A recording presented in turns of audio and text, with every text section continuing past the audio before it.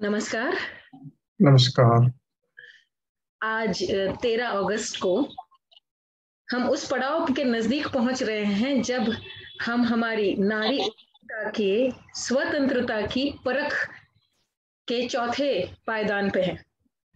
आज उस परख की बात करते हैं जिस परख को पार करने से हमारा पूरा उद्योग काफी मजबूत और विशेषज्ञों के आशीर्वाद प्राप्त, पूंजीपतियों के आशीर्वाद प्राप्त भी होता है। ये वो परख है जिस परख से गुजरना अपने आप में अपने क्षमता निर्माण के लिए हर उद्यमी के लिए फायदेमंद होगा। मुझे बड़ा सम्मान के साथ आमंत्रण देने में खुशी हो रही है डॉक्टर आशीष पन्त जी को, और उसके बाद में रुचि सिंघानिया जी भी हमारे साथ जुड़ेंगी, जो आज हमें इस बात से वाकिफ कराएंगी कि किस तरह से खुद कृषि नारी उद्यमी के लिए एक इंक्यूबेशन सेंटर महिला विद्यापीठ खुद लेके आ रही हैं एसएनडीटी।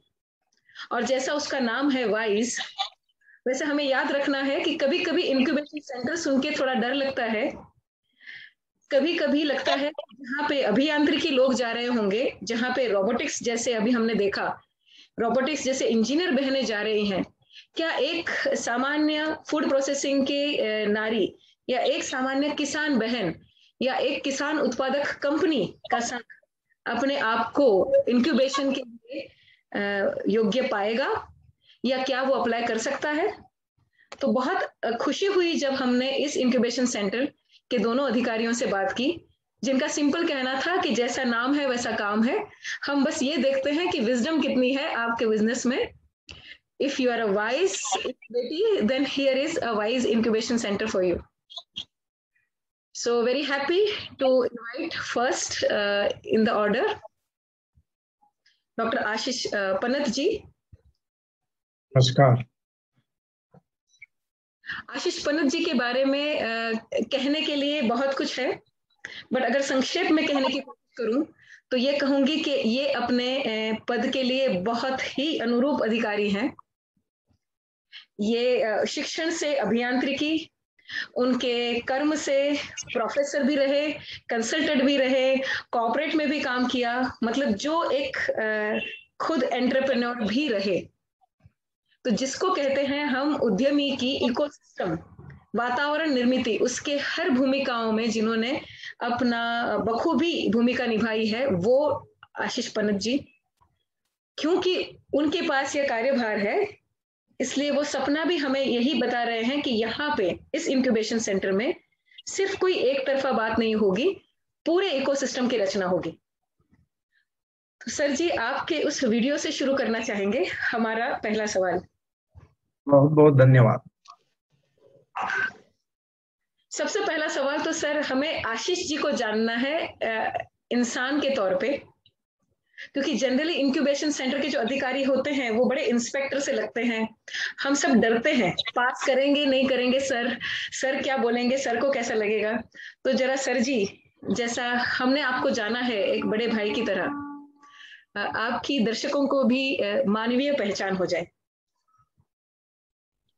जरूर। धन्यवाद मुग्धा जी। मैं समस्त नारी तथा मातृशक्ति को सादर प्रणाम करता हूं और आपको इस बात से आश्वस्त करता हूं कि उद्योजकता, उद्यमिता, यह जो क्षेत्र है, इसमें आपको सभी प्रकार की जो भी स्किल्स लगती है वो सर्वसाधारण रूप में सभी व्यक्तियों में उपस्थित होती है। और जहां तक उसमें आगे बढ़ने की बात है, तो मेरा ये खुद का ऐसा मानना है कि जब कोई भी, अगर हम समझे पुरुष प्रधान समाज है, तो अगर वो कोई उद्योजक बनना चाहता है तो उसको निश्चित रूप से किसी ना किसी तरह से घर की नारी शक्ति या मातृशक्ति का आशीर्वाद भी लेना है और उनकी परमिशन भी लेना पड़ता है। ये वास्तविकता है। जैसा मैंने अपने जीवन में जब उद्योग शुरू करने की कोशिश की थी, तो मेरी मम्मी के आशीर्वाद से ही मैंने उसको आगे बढ़ाया था। तो ये कहना कि नारी को उद्योजकता में विशेष कैसे तैयार किया जाए, इसकी कोई विशेष जरूरत है नहीं। वो बखूबी जानती है, अच्छी व्यवस्थापक है, और अपनी कुटुंब व्यवस्था ऐसी है, उसके कारण नारी को सभी प्रकार के पहलू के बारे में उनकी मालूमात होती है। तो मैं फिर से समस्त सक्षम नारी जाति तथा मातृशक्ति को प्रणाम करता हूं। और मुग्धा जी, मैं आपको बताता हूं कि ये वास्तविकता है, और ये हम देख रहे हैं कि जो भी नए उद्योजक आ रहे हैं, जो भी नए स्टार्टअप आ रहे हैं, उसमें नारी शक्ति किसी भी प्रकार से कहीं पर भी पिछड़ नहीं रही है। धन्यवाद जी, बहुत बहुत धन्यवाद।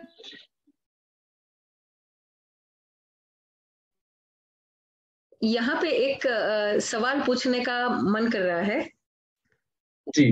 जो आपने अपने वीडियो में जिससे शुरुआत की थी, आपने अपने वीडियो में कहा हमें कि ये वो जगह होगी वाइज इंक्यूबेशन सेंटर जहाँ पे आइडिया को प्रोडक्ट में कन्वर्ट किया जाता है, जहाँ पे आइडिया साकार की जाती है।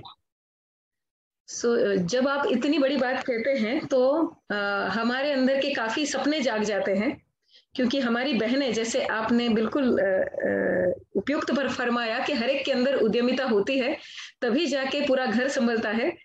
एक नारी बहुत कुछ प्रोजेक्ट मैनेजमेंट जानती है, उसकी उद्यमिता पे ही परिवार और समाज खड़ा है, तो उसके मन में काफी ख्याल होते हैं। तो जब हम कहते हैं इंक्यूबेशन सेंटर वो जगह है जहां ख्यालों को साकार स्वरूप मिलता है, उससे आपका मतलब क्या है? जी, बहुत अच्छे। ये वास्तविकता है। जो भी प्रत्यक्ष रूप में जो भी टेक्नोलॉजी आती है, जो कुछ भी व्यवसाय निर्माण होता है, आप देखेंगे कि वो उसकी शुरुआत किसी विचार से होती है। वो यंत्र भी अगर कोई अस्तित्व में होता है तो उसकी संकल्पना की जाती है। तो आइडिया का मतलब संकल्पना, विचार आता है, वो बहुत ही अहमियत रखता है। अब उसको साकार रूप में उसको अगर लाना है तो उसके लिए आपको पदार्थ वापरने की जरूरत पड़ती है। मैं आपको स्पष्ट रूप से बताता हूं कि मेरा ऐसा ही चर्चा चल रही थी, और आईआईटी मद्रास के टीम के साथ हम चर्चा कर रहे थे। तो उसमें एक विषय ऐसा निकला कि मैंने कहा कि हमारे यहाँ पे होम साइंस एक डिपार्टमेंट है जो जिसमें कि हम उद्योजकता को प्राधान्य दे सकते हैं। तो उन्होंने कहा, भाई होम साइंस में तो मैंने कभी एक एक पार्टिसिपेंट ने कहा कि होम साइंस में आपको क्या लगता है? मैंने बोला कि हमारी कुटुंब व्यवस्था में जो भी फाइनेंस मैनेजमेंट होता है, उसमें नारी अत्यंत प्रभावी है। और आप अगर होम इकोनॉमिक्स की बात करेंगे और हर फैमिली को अगर आप फाइनेंशियल असिस्टेंस या कंसल्टेंसी देंगे, तो मैं आपको कहता हूं कि जो भी आपकी रहन सहन है, जो भी है, वो काफी अच्छी स्तर की हो जाती है। और कुछ चंद लोग जो सही में नहीं जानते कि फाइनेंस कैसे मैनेज करना, उनको भी काफी फायदा हो सकता है। यानी इस प्रकार की सादी सादी जो विचार, सादे विचार होते हैं, उसको भी हम एक एंटरप्राइज या एक उद्योग के रूप में ला सकते हैं। हमारी कुछ बच्चियों ने एक संकल्पना की थी कि ये जो जानवर होते हैं, एनिमल्स, उनकी बॉडी टेम्परेचर, जो भी अगर टेम्परेचर है उनको तो चेक करना पड़ता है, तो स्किन के ऊपर टेम्परेचर चेक करने का कोई प्रघात नहीं है। तो उन्होंने एक गुजरात के एनजीओ के साथ मिलकर एक बहुत अच्छी संकल्पना विचार लाया और उसको साकार करने की कोशिश कर रहे हैं।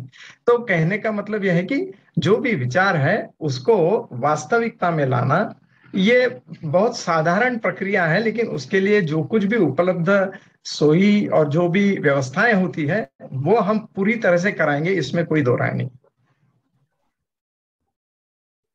इससे तो हमें ऐसा लगता है कि हम जिसकी राह देख रहे हैं वही ये है जहाँ पे हम आज पहुंचे हैं, क्योंकि ये तो काफी बहनों का सपना साकार होने की जगह हुई फिर इस हिसाब से।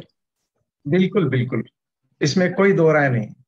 और इस वादे पे, सोने पे सुहागा, जो आपने उस वीडियो के शुरुआत में ही कहा कि यहाँ पे सिर्फ हमारे उद्योग के बारे में ही नहीं, पर उस उद्योग के पूरी इकोसिस्टम, मतलब उसके पूरी वातावरण, सामाजिक ढांचे की सुरक्षा या संजोना किया जाएगा।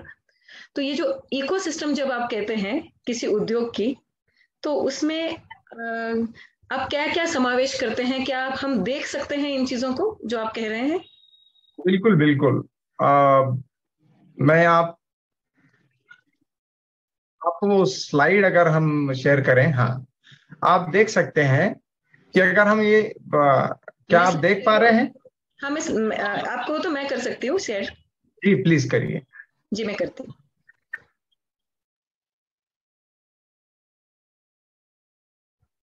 हाँ जी, यही। आगे चलिए। हाँ, लेकिन थोड़ा सा यहाँ पे एक सवाल है, ये वाइज नाम कैसे पड़ा है? हाँ, ये बहुत अच्छा है। और हालांकि ये कोई बहुत ज्यादा सोचा समझा नाम नहीं है, लेकिन जब भी महिला की बात आती है, और जो भी मैंने बचपन से लेकर आज तक देखा है कि ये वाइज जो शब्द है, ये महिलाओं को और कुटुंब की प्रमुख महिला को तो बहुत ही सटीक है। लेकिन इसमें डब्ल्यू का मतलब विमेन है, जो कि सीधा सीधा स्त्री से संबंधित है। आय का मतलब इनोवेशन, इंक्यूबेशन है, जो कि हम जिसका हम कोशिश कर रहे हैं, प्रसार कर रहे हैं, प्रचार कर रहे हैं। एस का मतलब स्टार्टअप है, जिसके कि ऑनरेबल हमारे प्राइम मिनिस्टर सर काफी उस पर जोर दे रहे हैं, और वो बहुत जरूरी है अपने संपूर्ण राष्ट्रीय उत्थान के लिए। और जहां तक ई का बात है, वो भी एंटरप्रेन्योरशिप ही एड्रेस करता है। तो ये वाइज नाम बहुत ही सटीक और बहुत अच्छा मुझे लगा, इसलिए उसको वाइज कहा गया। तो मैं थोड़ी सी हिंदी भाषी महिलाओं के लिए इसका अनुवाद कर दूं कि वाइज का मतलब है वुमेन इंक्यूबेशन स्टार्टअप एंटरप्रेन्योरशिप, या फिर एंटरप्राइज, क्या कहते हैं सर? बिल्कुल, एंटरप्रेन्योरशिप या एंटरप्राइज एनीथिंग। हाँ, मतलब स्टार्टअप एंटरप्राइज तो हम सब जानते हैं, लेकिन जब तक उसको वुमन नहीं आती तब तक वो ईज रहता है, जब वुमन आ जाती है तो वो वाइज हो जाता है। बहुत सही कहा आपने।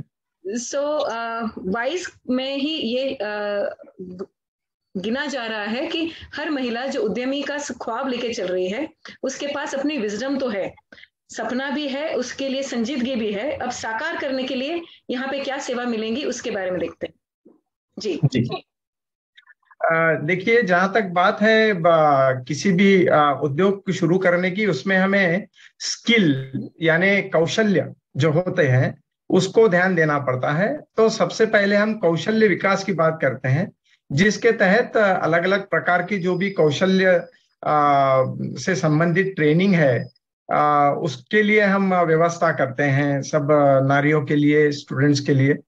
साथ ही में कोई भी अगर हम उद्योग करने की कोशिश करेंगे, तो उसमें इंफ्रास्ट्रक्चर जो है, यानी बैठने की जगह है, ऑफिस है, लेबोरेटरीज है, ये सारी चीजें भी हम उनको मुहैया कराते हैं अपने इंक्यूबेशन सेंटर में।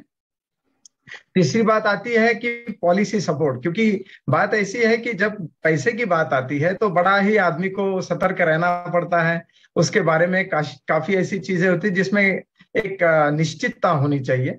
तो वो निश्चितता को बहाल करने के लिए अपनी सिक्योरिटी की बात, संरक्षण भी मिलना चाहिए। ये सारी चीजों को मद्देनजर रखते हुए पॉलिसी सपोर्ट भी हम देते हैं, जिसके कारण कि उसकी सक्सेस जो है, यानी यशस्विता को हम साकार कर सकते हैं और सिक्योर कर सकते हैं, निश्चित कर सकते हैं उस यशस्विता को। दूसरी बात है कि प्राइवेट पार्टिसिपेशन का मतलब ये हुआ कि जब फाइनेंस की बात आती है, तो निश्चित रूप से हमें एक समूह करके चलना पड़ता है। उसमें फिर फाइनेंशियल सपोर्ट यानी आर्थिक सहायता की भी जरूरत पड़ती है, उसमें भी हम लोग उनकी सहायता करते हैं। साथ ही में एक सोशल और एम्प्लॉयमेंट इंसेंटिव नाम की चीज है। जैसे एक उद्योग तैयार हो गया, तो उद्योग तैयार होने के बाद में उसको अगर आगे चल के और बढ़ाना है, उसका विकास आखिर प्रोग्रेस करना है, तो उसके बारे में फिर सोशल इम्पैक्ट, उसका मार्केटिंग वाला एस्पेक्ट आ जाता है। उसके बाद में अगर उनको उसको और अच्छी तरह से बढ़ाना है तो उनके जो एम्प्लॉयमेंट है उसके लिए कुछ प्रावधान कर सकते हैं। ये सारी चीजें भी हम उनको आगाह कराते हैं उसके बारे में। और सबसे अहम पहलू होता है कि जिसके थ्रू हम जॉब क्रिएशन जिसको कहते हैं कि एम्प्लॉयमेंट जनरेट करते हैं। एक उद्योग जब शुरू होता है तो कई लोगों के पेट भरते हैं, वास्तविक कई लोगों के हाथों को काम मिलता है। तो ये सारी चीजों के बारे में हम उनको अलग अलग रूप से उनको ये ट्रेनिंग देते हैं। इसको थोड़ा सा मैं अपनी समझ को कंफर्म करना चाहूंगी कि आप प्लीज बताएं कि ये जो सार मैं ग्रहण कर रही हूँ वो सही है जी। कि ये 5 बातें हैं जी। जो 5 पिलर की तरह, 5 खंभों की तरह काम करती हैं एक उद्यमी निर्माण की ऊंचाइयां हासिल करने के लिए। जी, जिसमें बहुत सबसे सही। क्षमता निर्माण। जनरली उद्यमी के पास कोई ना कोई क्षमता होती है, खास करके प्रोडक्ट रिलेटेड या मार्केटिंग की कोई यूनिक सेलिंग प्रोपोजिशन, अपनी खासियत में उसकी क्षमता होती है, ये देखा गया है। लेकिन उस क्षमता को बढ़ावा देने के लिए उसका जो सर्वांगीण विकास होना चाहिए, अलग अलग स्किल जरूरी है एक उद्यमी को पूर्ण उद्यमी बनने के लिए। तो पूरी जो अभ्यासक्रम है, वो जो पूरा सर्वांगीण विकास है, ये देखा जाता है स्किल डेवलपमेंट एंड ट्रेनिंग में। बिल्कुल बिल्कुल, बहुत सही कहा आपने। दूसरा जो इंफ्रास्ट्रक्चर डेवलपमेंट है, हमारी बहनें काफी खास करके गांव में और खास करके वहां पे जहाँ पे घर की साइज छोटी हो, जो शहरों में भी होता है, बहुत काम करेंगे कहाँ से? जी। आइडिया बहुत अच्छा है, काम भी बहुत करें, लेकिन काम करें तो उसके लिए जगह कहाँ से मिलेगी? और उसी एक जद्दोजहद में काफी बहनें देखी गई कि विचार ये होता है कि इंफ्रास्ट्रक्चर होता, काश मेरे पास एक रूम की भी जगह होती, या अपनी डेस्क स्पेस होती, या मैं कहीं पे शांति से काम कर पाती, तो बहुत बेहतर होता। कई बार वो आपकी लैब के लिए भी चाहिए हो सकता है, ऑफिस के लिए भी, या स्टोर के लिए भी, या तो सेलिंग लोकेशन के लिए भी, या प्रोडक्शन के लिए भी। सो किसी प्रकार का जो इंफ्रास्ट्रक्चर है, इसको, उस संसाधन को डेवलप कर पाना अपने आप में एक गुण है, जिसके लिए यहाँ पे हमें विशेषज्ञों का मार्गदर्शन और जरूरत पड़ने पे पूंजी के लिए भी, पूंजी भी कैसे निर्माण करे, वो मार्गदर्शन भी मिल जाएगा। बिल्कुल बिल्कुल सही। अब तीसरा जो बात है वो है कि पॉलिसी सपोर्ट, मतलब बड़ी बड़ी पॉलिसी, अलग अलग स्कीम होते हैं, अलग अलग लोन्स होते हैं, अलग अलग करार के बड़े बड़े दस्तावेज होते हैं, जहां पे हमें सवाल पड़ता है कि गवर्नमेंट के साथ पार्टिसिपेट करने के लिए नारी उद्यमी के लिए काफी ऑप्शन है, अवसर हैं, लेकिन क्या हम उसको पूरी तरह समझ रहे हैं? क्या उसमें हमें एक एक बात पे हमारा ध्यान है? तो उस पॉलिसी पे कहाँ हमारा ध्यान होना चाहिए, हमारे लिए कौन सा अवसर है, और उसको किस तरह से हम अव्वल तरीके से ले सकते हैं? और सिर्फ गवर्नमेंट ही नहीं, प्राइवेट जो अवसर है वहां पे भी अगर करारनामा करना है, चाहे वो बैंक के साथ हो, निवेशकर्ता के साथ हो, हमारे पार्टनर्स, सप्लायर्स के साथ या मार्केटियर्स के साथ, या कोलैबोरेशन पार्टनर कंपनी वालों के साथ, या व्यक्तिगत उद्योजकों के साथ, ये जो कागज पत्र है, ये अपने आप में, जैसा यहाँ पे वो लाउड स्पीकर दिखाया है, लाउड एंड क्लियर होना चाहिए। वो बारीक बारीक अक्षरों में कुछ छुपा ना रह जाए, हमें पूरी पारदर्शिता से समझ आए, इसके लिए यहाँ पे सहाय मिले। बिल्कुल, निश्चित निश्चित, बहुत सही। लास्ट 2 है ना सर, ये तो बड़ी दुखती रग पे हाथ रख दिया सर। नहीं, ये बहुत जरूरी है, ये बहुत जरूरी है, क्योंकि जब हम एक स्तर पर चले जाते हैं, उसके बाद में क्या होता है कि उद्योग शुरू करने के 2 विचार होते हैं। एक तो ये होता है कि हम भाई अपने लिए पैसा कमाएं और प्रोग्रेस करें, अपना खुद का ये करें, और दूसरा ऐसा विचार होता है कि हम समाज के लिए, अपने राष्ट्र के लिए कुछ करें। तो ये राष्ट्र या समाज के लिए कुछ करने वाली जो बात है, उसमें फिर हम हॉरिजॉन्टल ग्रोथ जिसको कहते हैं, कि सारे लोगों को साथ लेके इकट्ठा हम अपने उत्थान की बात करते हैं। तो इसलिए ये सोशल और फिर एम्प्लॉयमेंट इंसेंटिव्स वगैरह बात है, तो ये this goes to contribution to the society as a whole. Job creation भी उसी की। हाँ, लेकिन ये हमारी दुखती रग है ही इसलिए क्योंकि हमारी इच्छा नारी उद्यमियों की तरफ से मैं खास कहूंगी कि काफी है। क्योंकि हम अगर बचत गट से आते हैं तो हमारी बहनें तो साथ में कलेक्टिव ही होते हैं। अगर हम कुछ भी उद्यम शुरू करते हैं तो पूरे परिवार की सोचते हैं और बहुत ही जल्दी हम समाज की सोचने लग जाते हैं। यस। दुखती रग ये होती है कि शुरुआत के स्टाइल पे हमें ये करने से डर लगता है, हमें लगता है ये बाद में करेंगे, इसका नियोजन भी बाद में करेंगे। और नारी की सबसे बड़ी गलती या स्वभाव ये है कि वो सुपर वुमन बनने चली जाती है। पहले ही वो गृहिणी भी होती है, माता भी होती है, पत्नी भी होती है, बहू भी होती है, उद्यमी भी होती है, और जब उद्यम विकास करने लगती है तो वो जॉब के बारे में इतना जल्दी सोचती नहीं, और ना सोचने की वजह से वो उसका नियोजन का हिस्सा नहीं बनता, और उस वजह से अच्छा खासा उद्यम एक स्तर पे आके रुक जाता है। और तब तक वो इतनी सुपर वुमन बन चुकी होती है कि उसको उस पर काम करने के लिए थोड़ा भी वक्त निकालना मुश्किल होता है।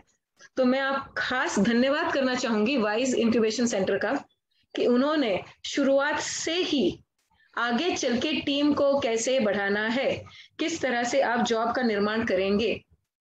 जब आप अपना भी जॉब टाइम नहीं किए हैं तब से ही सोचना होगा, बिल्कुल वैसे जैसे परिवार में शादी भी होने से पहले माँ कैसे बनेंगे, कितने बच्चे होने चाहिए, बच्चों के बीच में अंतर।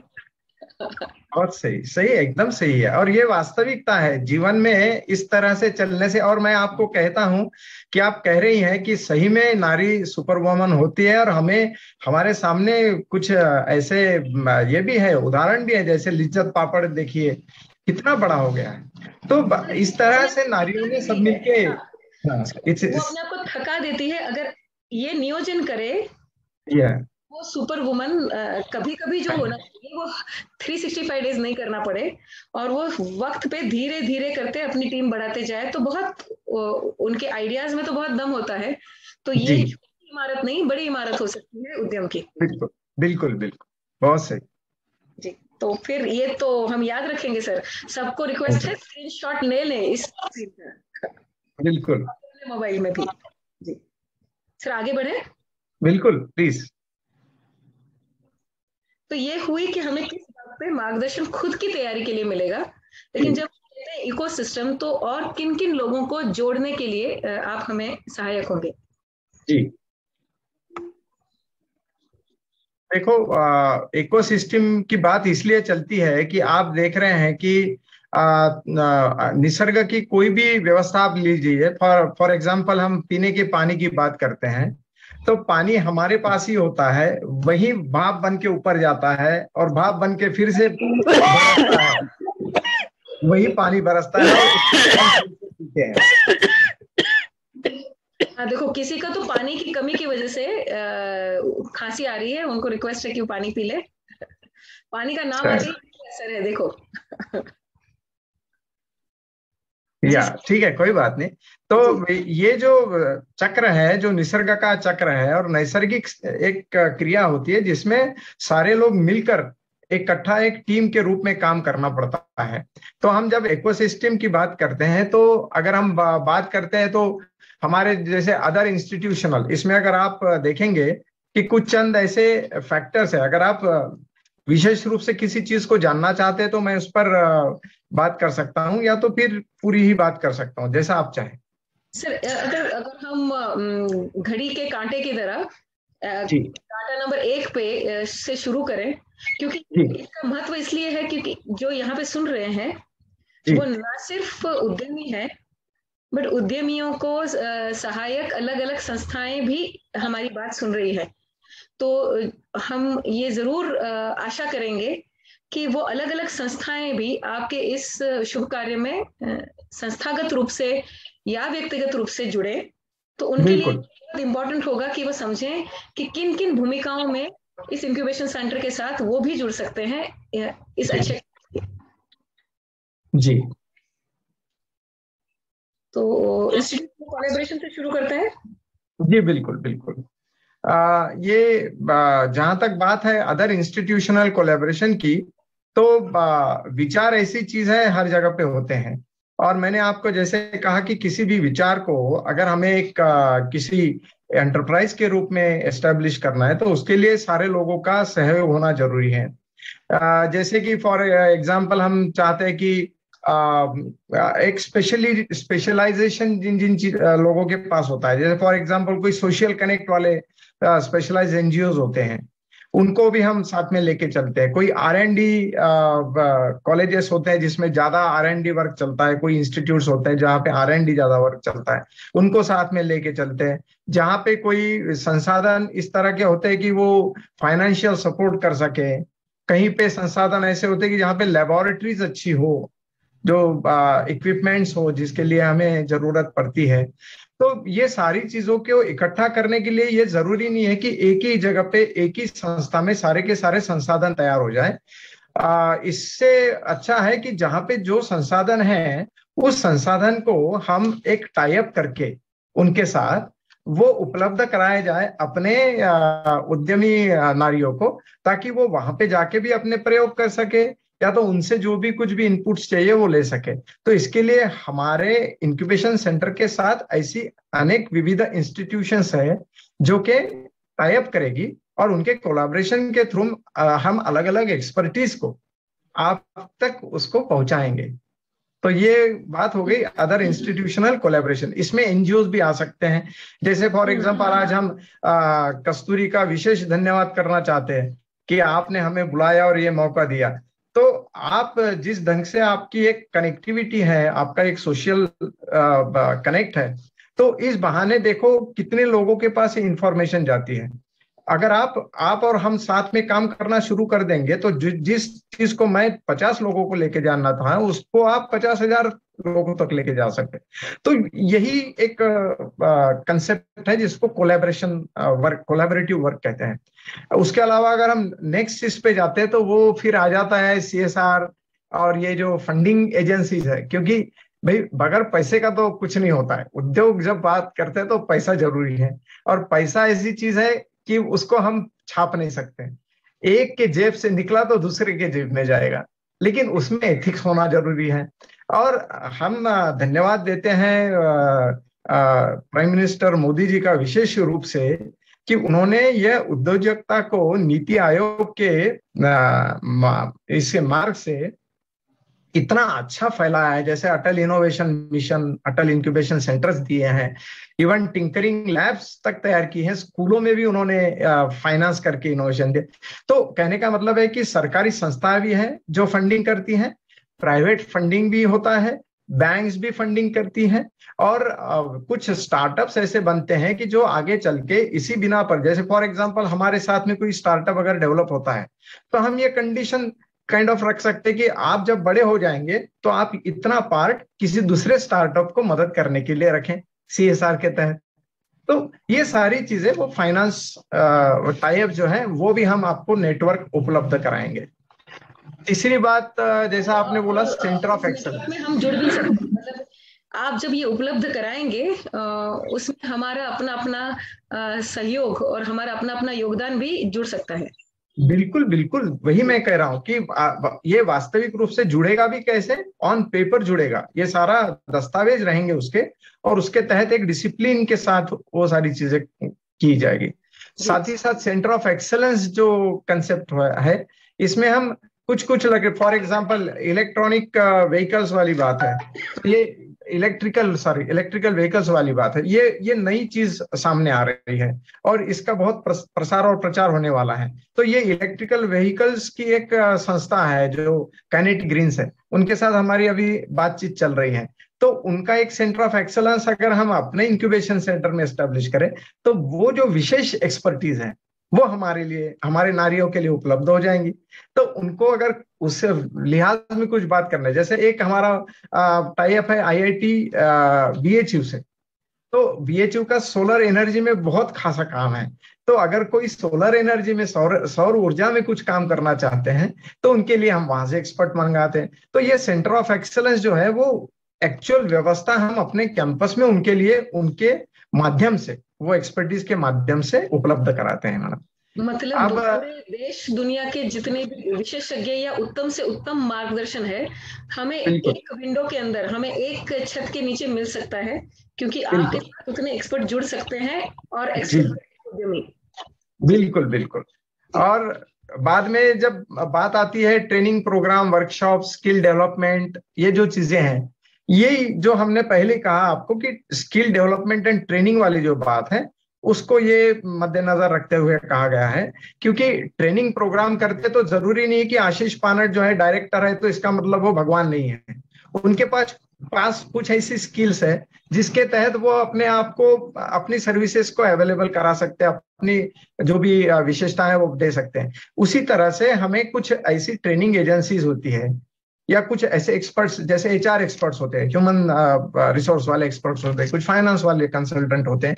तो ये अलग अलग पहलुओं के अलग अलग विशेषज्ञों को हम बारी बारी से ट्रेनिंग प्रोग्राम कंडक्ट कराते हैं। और ये केवल हमारे विद्यार्थियों के लिए नहीं है, ये पूरी नारी जगत के लिए है। हम बाहर जाएंगे, हम सोसाइटी में जाएंगे, अलग अलग कॉलेजेस में जाएंगे, अलग अलग संस्थाओं में जाएंगे, और वहां पे जाके इवन कुछ इलाके जैसे है, फॉर एग्जांपल जैसे खास करके जो विलेजेस हैं, जो जिसको हम रूरल एरिया कहते हैं, वहां पे बहुत ज्यादा पोटेंशियल है उद्योजकता का, उद्यमिता का। तो वहाँ की जो ट्रेडिशनल कल्चरल डेवलपमेंट है और उनका जो ट्रेडिशनल बिजनेसेस है, उसको अगर हम हाइप करेंगे तो वो कहाँ के कहाँ हम इंटरनेशनल लेवल पर पहुंचा सकते हैं। और ये वास्तविकता है जिसको हम देख रहे हैं। तो ये सारी चीजें, इसके लिए स्किल जो लगता है वो भी देंगे। आप मतलब देखो, अगर हम बांबू का काम करने वाले पालघर में हैं, बांबू का काम करने वाले आदिवासी लोग हैं, हम्म, उनसे अगर हम स्किल डेवलपमेंट की बातें कुछ चंद लोगों को सिखा दे तो काफी नारियां उसमें इन्वॉल्व हो जाती हैं। तो कहने का मतलब है, इसके लिए कोई एजुकेशन की जरूरत नहीं है कि भाई आप कोई पीएचडी होना चाहिए, एमएससी होना चाहिए, कोई जरूरत नहीं है। आपके पास स्किल है। मतलब इंक्यूबेशन सेंटर ये कोई एक छत के नीचे एक कुछ कमरों वाली जगह नहीं है। नहीं है, इंक्यूबेशन सेंटर खुद हमारे गांव तक पहुंच सकता है। बिल्कुल पहुंचेंगे। अगर हम यजमान बन के आपको आमंत्रित करना चाहते हैं कि इंक्यूबेशन सेंटर वालों आओ और हमारे यहाँ पे हमारे लोगों के लिए ये कार्यक्रम हो सकता है, तो हम बिल्कुल, आपको आमंत्रण भी दे सकते हैं अपने बहुत खुशी से, बहुत खुशी है। और हमारी ये कोशिश रहेगी कि आपको आमंत्रण देने की जरूरत ना पड़े, उसके पहले हम पहुंच जाएं। मतलब उतना ही उत्साह या उससे अधिक उत्साह आप पाए, हम आप में पाएंगे। जी, बिल्कुल बिल्कुल बिल्कुल। ओके जी। अब यहाँ तक, जहां तक को वर्किंग स्पेस और फैब्रिकेशन लैब जो बात कर रहे हैं हम, ये एक्चुअल व्यवस्था जो है वो हमारे इंक्यूबेशन सेंटर में, जिन लोगों को, जैसा आपने बोला, कुछ नारियां कहती है कि घर में भाई 1 बेडरूम किचन वाला घर है, वहां पे हम क्या उद्योग की बात करेंगे और काम करेंगे। तो हम उनके लिए एक पर्टिकुलर स्टार्टअप में जैसे 3-4 लोग अगर इकट्ठा आते हैं, 3-4 नारियां इकट्ठा आती है, तो उनके लिए बैठने के लिए जगह, उनका ऑफिस का जगह, उनके लिए कंप्यूटर वगैरह की व्यवस्था, सारी चीजें रहेंगी। उसके बाद में वहां पे टेलीफोन सर्विस, इंटरनेट सर्विस, ये सारी चीजें वहां पे उनके पास रहेंगी, ताकि वो अपने आपस में बात करके अपना जो भी प्रोडक्ट है, जो भी कंसेप्ट है, उसको अच्छी तरह से बढ़ा के और उसको वास्तविकता में लाने की कोशिश करेंगे। साथ में उनको सारा सपोर्ट मिलेगा। साथ ही अगर कोई एक्सपेरिमेंट करना चाहते हैं कि जो कोई टेक्नोलॉजी बेस्ड कोई प्रोडक्ट है, कोई साइंटिफिक प्रोडक्ट है, तो उनके लिए कुछ ऐसी व्यवस्था करना जरूरी है जिसके लिए लेबोरेटरी की और इक्विपमेंट्स की जरूरत पड़े। जैसे 3D प्रिंटर है, अपना रोबोट है, ये सारी चीजें हम अब उपलब्ध कराते हैं। उसके अलावा भी जो भी लगेगा वो सारा फैब्रिकेशन लैब में हम उपलब्ध कराएंगे। तो वो वहीं पर बैठेंगे, वहीं पर उनके प्रयोग करेंगे और वहीं पर प्रोडक्ट की निर्मित कर सकते हैं। यहाँ तक कि हम उसको इकोसिस्टम की बात करते हैं। और जहां तक मेंटोर सपोर्ट की बात है, ये बहुत ही अहमियत रखता है। एक मिनट, हाँ, यहाँ इसके R&D लैब को भी जोड़ लेते हैं। तो R&D लैब जैसे फैब्रिकेशन लैब, वैसे ही रिसर्च एंड डेवलपमेंट के लिए भी पूरी रचना है, सही है? ठीक। अब ये थोड़ा सा मैं इसको बता देता हूँ कि R&D लैब मैंने इसलिए अलग हमने लिखा है क्योंकि R&D फैसिलिटी जरूरी नहीं है कि हमारे इंक्यूबेशन सेंटर में सारी की सारी रहे, है ना। तो कुछ विशेष R&D लैब्स जो होती है, जैसे बार्क वगैरह हैं, तो अगर एक स्तरीय कुछ है, हाँ, ये तो हम फॉर्चुनेट है कि हमारे यहाँ पे करीब करीब 51 ऐसे डिपार्टमेंट्स है जिनकी अलग अलग लेबोरेटरीज, उच्च स्तरीय स्तर की लेबोरेटरीज है। फूड टेक्नोलॉजी वगैरह में तो हम स्पेशल, हमारी रिसर्च टेस्टिंग लैब्स भी हैं। तो वो के साथ हम टाई अप करेंगे, यानी एसएनडीटी के डिपार्टमेंट्स भी रहेंगे, वहां के एक्सपर्टीज भी रहेंगे, और साथ ही में बाहर के जो लैब्स है, R&D लैब्स, उनके साथ भी हमारे टाई अप रहेंगे, तो वहां पे भी हम हमारे लोगों को भेज सकते हैं, और मेंटोरिंग भी साथ ही साथ होगा। एक मिनट सर, एक मिनट, यहाँ पे मैं एक थोड़ा सा खास इस बात पे थोड़ा जोर देना चाहूंगी जो आपने बताया कि बहनों इस पे ध्यान दें कि ना सिर्फ हमें ये दिया जाएगा, बट हमें ये सीखने का भी मौका है। जैसे कि को वर्किंग स्पेस जिस तरह से उसका आदर्श खड़ा किया होगा इस इंक्यूबेशन सेंटर ने, हमें अगर बाद में खुद की को वर्किंग स्पेस भी करनी हो तो भी यहाँ से उदाहरण सीखने का बहुत अच्छा फायदा मिलता है। जैसे कि फैब्रिकेशन लैब अगर हमें उच्च स्तरीय मिल जाती है तो हम अपनी स्वायत्त लैब को बिल्कुल सीधा साधा लेवल पे भी रख सकते हैं, तो हमें काफी लागत कम हो जाती है, और जब जरूरत पड़ने पे नीड बेस्ड यूज के लिए हम यहाँ जा सकते हैं। भविष्य में खुद को वर्किंग स्पेस का निर्माण करना और खुद उद्यमियों के लिए फैब्रिकेशन लैब का निर्माण करना, ये अपने आप में एक उद्यम है। सो हम इस प्रात्यक्षिक के द्वारा न सिर्फ उस व्यवस्था का लाभ ले पाएंगे, अपनी लागत बचा पाएंगे, पर ये भी सीख पाएंगे कि ये करते कैसे हैं इंक्यूबेशन सेंटर वाले। कि जब हमारी खुद की उद्यमियों की संख्या बढ़ जाएगी तब हमें स्थानिक फैब्रिकेशन लैब या स्थानिक को वर्किंग स्पेस करना हुआ, क्योंकि याद रहे ये आमंत्रण देश भर की बहनों को जा रहा है। तो अगर आप मध्य प्रदेश में हैं, आप राजस्थान से हैं और आप इंक्यूबेशन सेंटर के साथ जुड़े, तो आप यहाँ पे ये सीख के देख के जाएंगे कि अपने यहाँ पे ये लैब का पुनर्निर्माण या को वर्किंग स्पेस का पुनर्निर्माण आप खुद कैसे कर सकते हैं, अपने लिए भी और अपने जैसे दूसरे उद्यमियों के लिए भी। जी बिल्कुल।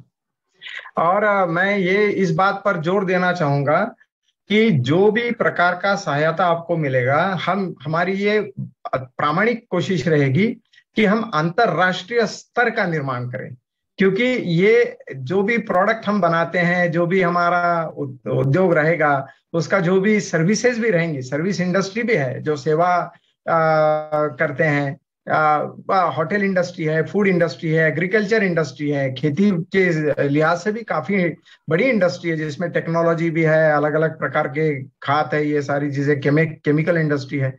तो ये सारी चीजों से जुड़ने के लिए हम अंतरराष्ट्रीय स्तर का उनको ये सारा फैसिलिटीज भी देंगे। और मैं आपसे फिर से ये आग्रह करूंगा कि नारियों को भी कहूंगा, सारे मातृशक्ति और नारी शक्ति को कहूंगा कि हमें अंतरराष्ट्रीय दर्जे का स्तर का प्रोडक्ट बनाने की सोच कर ही चलना है, और हम कर सकते हैं और हमने करके बताया है। जी सपोर्ट, क्योंकि अंतरराष्ट्रीय स्तर करने के लिए तो हमें अंतरराष्ट्रीय स्तर के मार्गदर्शक भी लगेंगे। बिल्कुल है, हम अंतरराष्ट्रीय, और भारत ने अभी बता दिया है कि स्टार्टअप, जहां तक नए स्टार्टअप की बात है, तो हम तो we are leading the world, हम दुनिया को अभी एक जता रहे हैं कि हम कितने आगे हैं, और ये वास्तविकता है, ये आंकड़े भी बता रहे हैं, और श्रेय निश्चित रूप से सरकार को जाता है, इसमें कोई दो राय नहीं है। लेकिन हमारे जैसे लोग और विशेषता नारी शक्ति अगर जुड़ जाए तो मुझे लगता है कि हम बहुत ही जल्दी टॉप पर चले जाएंगे दुनिया में। तो यहाँ पे ध्यान दिया जाए कि मेंटर सपोर्ट में खुद मेंटर्स भी जुड़ सकते हैं इस अच्छे कार्यक्रम के साथ, क्योंकि जनरली क्या होता है कि हम समाज सेविका होके या व्यक्तिगत तौर पे जब मार्गदर्शन करने जाते हैं उद्यमियों का, तब जरूरी नहीं है कि वहां पे जिनका हम मार्गदर्शन कर रहे हैं उस उद्यमी को पूरी इकोसिस्टम सपोर्ट मिल रहा होगा। तो यहाँ पे अगर यहाँ के उद्यमियों को मार्गदर्शक होने के लिए हम मेंटर सपोर्ट के लिए अपने आप को उपलब्ध कराते हैं, तो हमारे मेंटी को पूरी इकोसिस्टम का भी लाभ होता है। तो हम हमारे मार्गदर्शन में जरूर वो जो पौधा को पानी दिया जा रहा है मेंटर के द्वारा यहाँ पे चित्र में, वो जरूर बड़ा हो सकता है, क्योंकि सिर्फ मार्गदर्शन नहीं, पूरी इकोसिस्टम एक साथ जुड़ के आती है। तो सब सोने का सुहागा है, तो आप सोना हो या सुहागा हो, जो भी हो, ये जुड़ने में बहुत आप वाइज डिसीजन लोगे। बिल्कुल सर आगे बढ़ती हूँ वक्त को ध्यान में रखते हुए। जी जी। तो ये तो हुआ इकोसिस्टम, मतलब वन स्टॉप सॉल्यूशन हो गया एक उद्यम और सफलता के लिए। बिल्कुल। अब हमें तो ये बता दीजिए कि भाई हमें सिलेक्ट होने के लिए किन निकोशों पर, किन आधारों पर खरा साबित होना होगा ताकि हम इसको क्वालिफाई कर पाए, इसको अर्जित कर पाए इस अवसर को। जी जी, इसके बारे में सबसे पहले मैं ये कहूंगा कि आप एलिजिबल हैं, क्वालिफाइड है, आप योग्य है, उसके लिए आपको कुछ साबित नहीं करना है। लेकिन जब आप किसी आइडिया को, किसी विचार को लेकर हमारे पास आते हैं, तो हम आपको वो दृष्टिकोण दिलाएंगे जिस दृष्टिकोण के तहत आपको प्रगल्भितता आने के बाद में आप खुद तय करेंगे कि हम कहाँ हैं और किस तरह से हमें उसको पाना है और उस स्तर पर लेके जाना है। उसमें फॉर एग्जांपल जैसे हम कहेंगे कि मार्केट एंड कस्टमर्स, तो ये फील्ड ऐसा है कि आप वो पूरन पोड़ी करके महाराष्ट्र का एक पदार्थ है जो कि हालांकि मुझे भी बनाना आता है, वो बात अलग है, मेरे बीबी ने मुझे सिखा दिया है, लेकिन ये विशेषता है स्त्री की। और ये पूरन पोड़ी अगर आप अच्छी क्वालिटी की बनाते हैं तो लोग एक्सपोर्ट करने तक वो बिजनेस लेके गए हैं, और ये वास्तविकता है। घर में बनने वाली छोटी सी चाय, लोगों ने वो चाय का फ्रेंचाइजी बना लिया है। तो कहने का मतलब यह है कि ये सारी चीजें वास्तविकता है और हम देख रहे हैं। तो ये सारे सारे लोगों तक, सारे नारियों तक पहुंचे कि हम मार्केट को कैसे टैप करें, कहाँ कौन सी की चीज बेची जाती है और किस तरह के कस्टमर मिलेंगे, ये हम देखते हैं, पहली बात। दूसरा, हम बिजनेस फोकस देखते हैं। देखो, अगर आपके पास विचार है और आप इच्छा शक्ति है जिसको कहते हैं, बिजनेस फोकस है आपका कि नहीं मुझे बिजनेस करना ही है, क्योंकि बहुत बार ऐसा होता है कि हम कोशिश करते, सोचते हैं, लेकिन करने में थोड़ा सा हिचकिचाते हैं। हिचकिचाए नहीं, अगर हिचकिचाहट है तो आप हमारे पास आइए, वो जो भी है आप हमारे पास रोना रोइए, कोई दिक्कत नहीं है। हम आपको हंसना सिखा देंगे और ग्रो करना भी सिखा देंगे। बिजनेस फोकस आपका क्या है वो मायने रखता है, आपके पास कितना स्किल है क्या है उसका कोई मतलब नहीं है। आप फोकस्ड है तो we will definitely nurture you and grow you. हम आपको ठीक ढंग से ट्रेनिंग दिलाएंगे। Idea and stage of development, जो जिस आइडिया के साथ आप आते हैं, हम ये कोशिश करते हैं। कुछ लोग क्या है कि आइडिया को कन्वर्ट करके भी प्रोडक्ट लेके आते हैं, कुछ लोग केवल आइडिया लेके आते हैं, कुछ लोग तो आइडिया बेचने के बाद में भाई उसमें कुछ डेवलपमेंट करना हो वैसे भी आते हैं। तो इस सभी स्तरों पर हम एक्सेप्ट करते हैं आपको, और वो कोशिश करते हैं कि कहाँ पे आप उस तरह का फिट होते हैं। बाद में उसमें ग्रोथ पोटेंशियल एंड अपॉर्चुनिटी, हम आपको इस बारे में भी बताते हैं कि आपका बिजनेस 1 रुपए से शुरू हो रहा है तो अगले 10 साल में आपको 1 करोड़ तक जाना है, तो उसमें ग्रोथ और पोटेंशियल क्या है, ये सारी चीजों को भी आपको सोचना पड़ेगा। और ये सारी चीजें हम देखते हैं कि आपकी सोच उसमें क्या है, और फिर हम उसमें आपको ट्रेनिंग देते हैं। टीम एंड कमिटमेंट, देखो मैं आपको फिर से बोलता हूं कि टीम और कमिटमेंट, ये दो चीजें बहुत बहुत अहमियत रखती है। मैं नारी जगत से, स्त्री शक्ति से, मातृशक्ति से अनुरोध करूंगा कि आप टीम और कमिटमेंट, ये दो चीजों को आपको अलग बताने की जरूरत नहीं है, क्योंकि आपके बदौलत हमारी फैमिली स्ट्रक्चर और सिस्टम, पूरी संस्कृति बेस्ड है और हमें नाज है इस बात पर। तो मैं कहूंगा कि आपसे बेहतर टीम तो बनाने का किसी में जज्बा हो नहीं सकता। और कमिटमेंट की जहां बात आती है तो you are the last person to say no in family, I know. तो मेरा ये कहना है कि टीम और कमिटमेंट, ये चीजें आपके पास होनी चाहिए। और इनोवेशन एंड सोशल इम्पैक्ट, देखो भाई मैं सोचता तो बहुत इनोवेटिव हूं, लेकिन उसका सोशल इम्पैक्ट क्या है ये देखना पड़ेगा। जैसे फॉर एग्जाम्पल बात है, अब एक छोटा सा एग्जाम्पल दे देता हूं कि मस्कुलर डिसऑर्डर की जो एक बीमारी है जो कि बाय बर्थ होती है, जेनेटिक होती है, उसके लिए जो दवाई बनती है वो लाखों में एक को लगती है, वो बहुत महंगी होती है, लेकिन उसको भी मैन्युफैक्चर किया जाता है। तो उसका एक पर्टिकुलर इम्पैक्ट है, उसका एक इनोवेशन है। लेकिन चाय ऐसी चीज है कि लगभग सभी लोग पीते हैं, तो उसका भी सोशल इम्पैक्ट है। तो उस हिसाब से लिहाज से हम हमारा ग्रोथ रेट और ये सारी चीजें कोशिश करेंगे, और फिर आपको आगाह कराएंगे कि ये चीजें आप में किस तरह से इन्वॉल्व है। और फिर रिसोर्सेस रिक्वायरमेंट की बात आती है, तो ये सारी चीजें हम आपको पहले आइडिया देंगे, फिर आपसे जानेंगे कि ये आपके पास किस किस तरह का दृष्टिकोण है, और फिर उसको ठीक ढंग से नर्चर करके। मैं आपको फिर से बोलता हूं, हमारी कोशिश ये रहेगी कि कोई भी अगर बिजनेस फोकस होने वाला और इच्छा शक्ति होने वाली कोई भी नारी आएंगी तो हम नहीं बोलेंगे नहीं, बशर्ते ये सारी चीजें उनको यानी ज्ञात हो जाए, सीखने की तैयारी हो, ये सारी चीजें। बिल्कुल। तो जो मैं तो बहनों को बस इतना कहना चाहूंगी कि बॉस, ये तो फिर पूरी स्कूल हो गई। अगर हम दूसरी कक्षा में हो या 10वीं कक्षा में हो, यहाँ पे एडमिशन तो खुला है। कोई दूसरी कक्षा में आएगा तो उसको तीसरी कक्षा का सिखाया जाएगा, कोई 5वीं कक्षा में आएगा तो वो छठी कक्षा में आगे बढ़ेगा।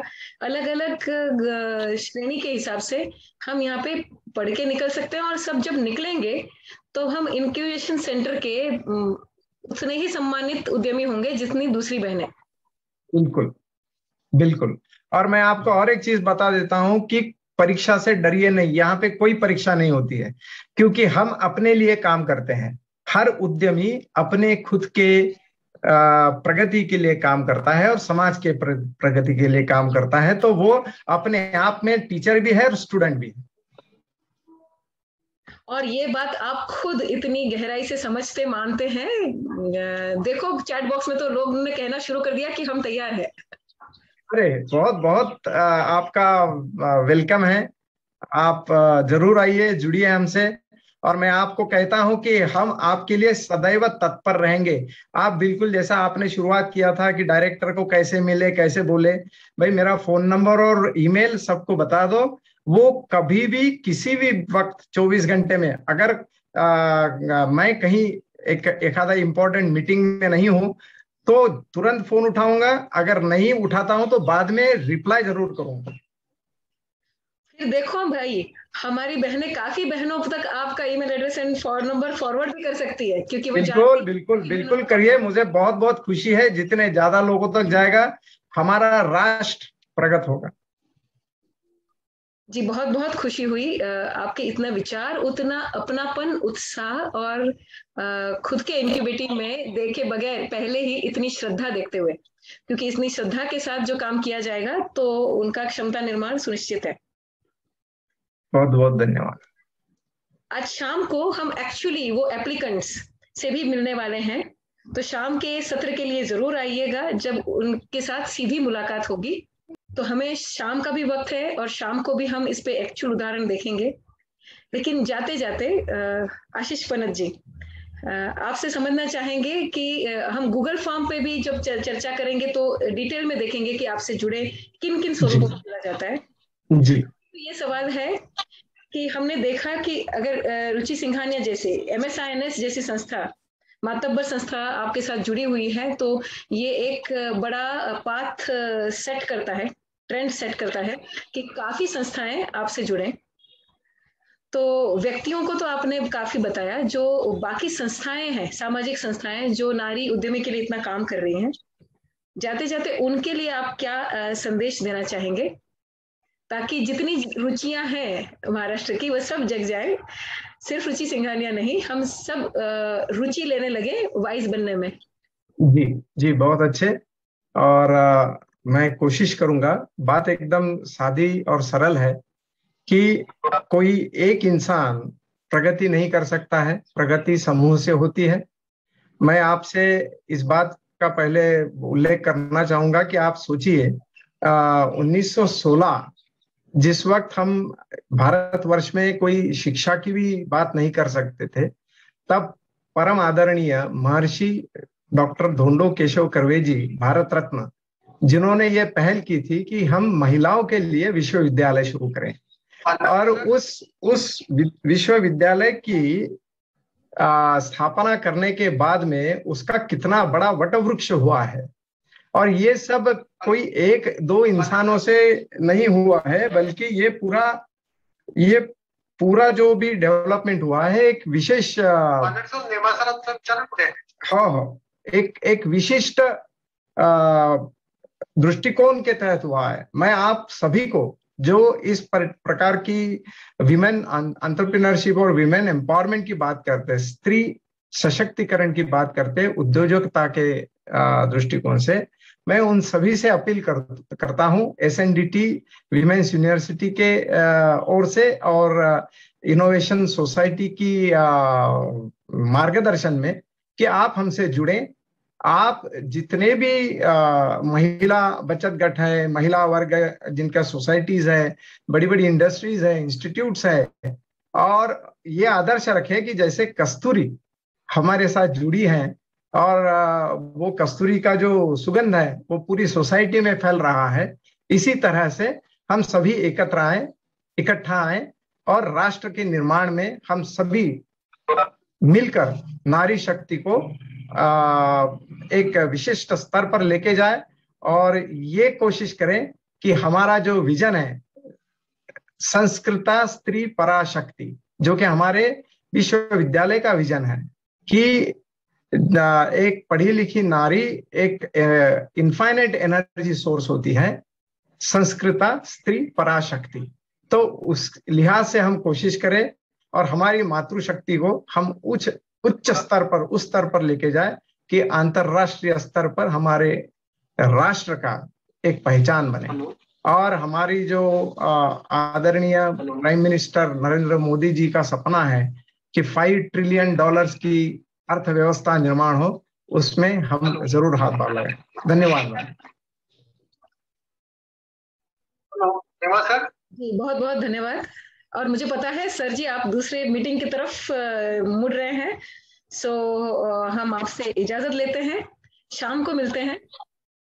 जाने के पहले रुचि जी से भी कहना चाहेंगे कि उन्होंने बहुत महत्वपूर्ण जानकारी दी और रुचि जी का स्त्री होना भी हमारे लिए काफी प्रेरणादायी है कि गवर्नमेंट ऑफिस में काम करते करते इतने इम्पैक्ट की जा सकती है। सो बहनों, रुचि जी को देख लो, रुचि जी हैं हमारे साथ। हमें महाराष्ट्र शासन से डरने की वजह नहीं है, बहन है, अपने इनोवेशन में आगे बढ़े। छोटी बहन समान रुचि जी हैं।